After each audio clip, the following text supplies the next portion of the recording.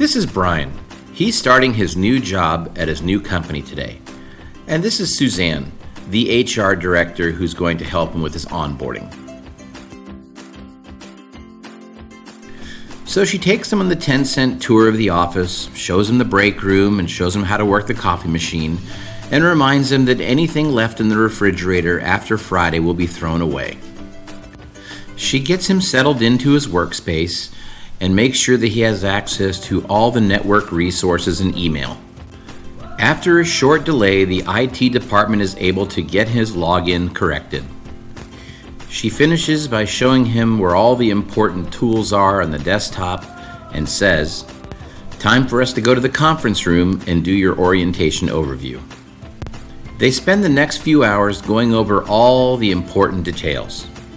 The company's mission statement, their safety guidelines, and of course the employee handbook. Brian raises his hand and asks, "Are we going to go over benefits at all?" And Suzanne replies, "Well, Brian, you're not eligible for benefits until you've worked with us for 60 days.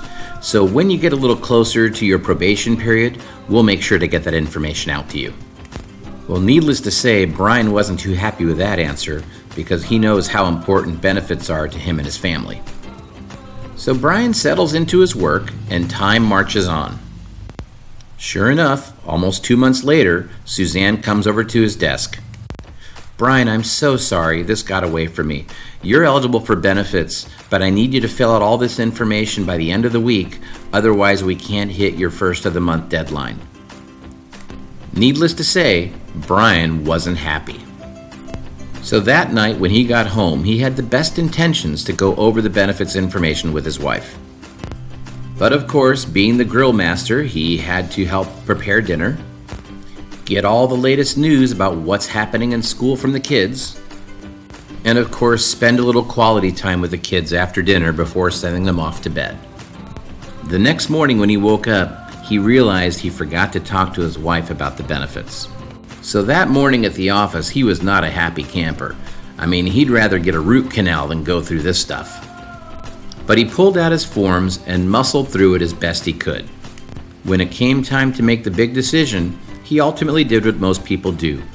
Went down the right column, found the cheapest item on the menu, and chose the lowest cost option. He then handed off his forms to Suzanne and thought to himself, "I wonder if I made the right decision." Well, how did all this impact Brian? Well, because of the confusion of healthcare reform and frankly the rising cost, he made some poor decisions, which he may wind up regretting later, ultimately impacting his morale working for the company down the road, which may force him to look for other opportunities elsewhere. And how does this impact the company and the HR? Well, frankly, because of an inefficient process, she almost missed her deadline, which put a lot of stress on the employee, forcing them now to potentially make bad decisions, which they could regret later, which could impact turnover down the road and put more work on her plate. How could this look different? Let's go back in time to when Brian asked the question, "Are we going to go over benefits at all?" Now Suzanne hands him a flyer and explains, "Brian, all of our benefits information is online on our Everwell platform. Here's the information for you to log in, here's our group number, and there you can shop and compare all the benefits options available to you.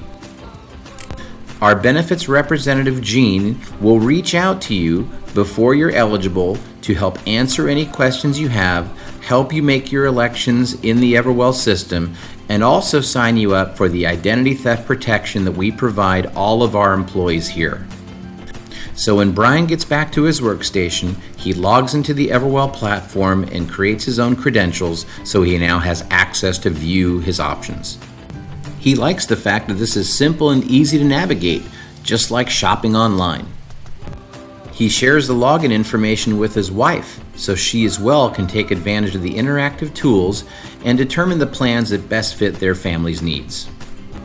His benefits advisor gets notification that there's a new employee to be seen this month, and Brian gets a welcome call offering any assistance needed to make a good benefits decision.